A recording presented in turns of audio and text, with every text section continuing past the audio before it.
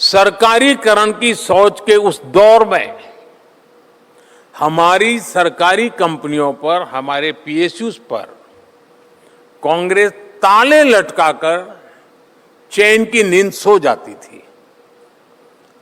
डूब रहा है ताला लगाओ, डूब रहा है ताला लगाओ। कांग्रेस सोचती थी कि क्यों इतनी मेहनत करे, डूबेगा तो डूबेगा, अपने मौत मरेगा, हमारी जेब से क्या जाएगा, ये सोच थी। हमने इस सोच को भी बदल दिया और आज देखिए एलआईसी हो, एसबीआई हो, हमारे बड़े बड़े पीएसयूज सबके सब प्रॉफिट के नए रिकॉर्ड बना रहे हैं। साथियों, जब सरकारी नीतियों के मूल में सरकारीकरण के बजाय लोकतांत्रिकरण होता है, तब देशवासियों का मनोबल ऊंचा होता है। सरकारीकरण की इसी सोच में कांग्रेस कहती रह गई, गरीबी हटाओ, गरीबी हटाओ। हर चुनाव में आपने देखा होगा, लाल किले से इस परिवार के सारे भाषण सुन लीजिए। लाल किले पर जो गए हैं झंडा फहराने इस परिवार के, कोई भी नेता पहले से लेकर के आखिरी तक नहीं था जिसने गरीबी का भाषण न दिया हो। आप YouTube पर जाकर के पहले से अब तक के सारे भाषण सुन सकते हैं। लेकिन गरीबी कम नहीं हुई, जबकि लोकतांत्रिकरण की हमारी सोच ने पिछले 11 साल में 25 करोड़ गरीबों को गरीबी से बाहर निकाला है। और इसलिए आज देश का भरोसा हम पर है और इसलिए आज भारत अनस्टॉपेबल है।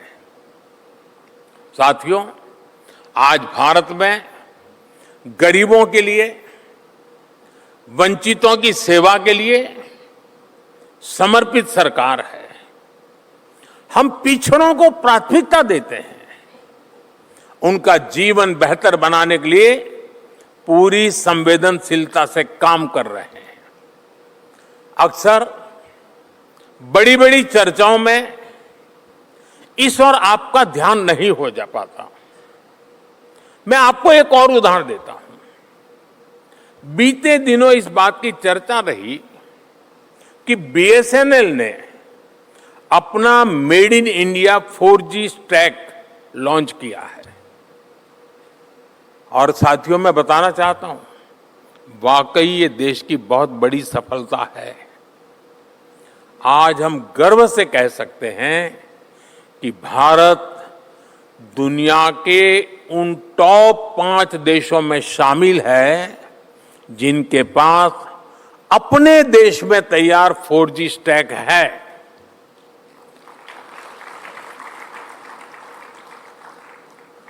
हिंदुस्तान ने 2G सुना है, क्योंकि सारे हेडलाइन भरे पड़े रहते हैं, 2G में ये हुआ, 2G में ये हुआ। अब मैं 4G की बात कर रहा हूं तो जरा देर लगती है, वो सफाई करते करते मेरा दम उखड़ रहा है। जिस सरकारी कंपनी को कांग्रेस ने बीएसएनएल को बर्बाद करने में कोई कसर नहीं छोड़ी थी, आज बीएसएनएल नए अचीवमेंट हासिल कर रही है। लेकिन साथियों, देश की सफलता का यह सिर्फ एक पक्ष है।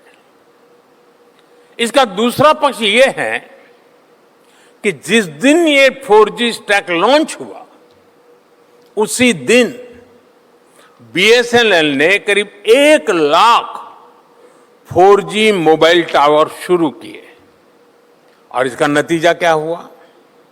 इससे उन लाखों लोगों को हाई स्पीड इंटरनेट की सेवा मिलने लगी है जो दूर दराज के जंगलों में रहते हैं, जो पहाड़ी इलाकों में रहते हैं, जिनके यहां अब तक तेज स्पीड वाला इंटरनेट नहीं पहुंच पाया था।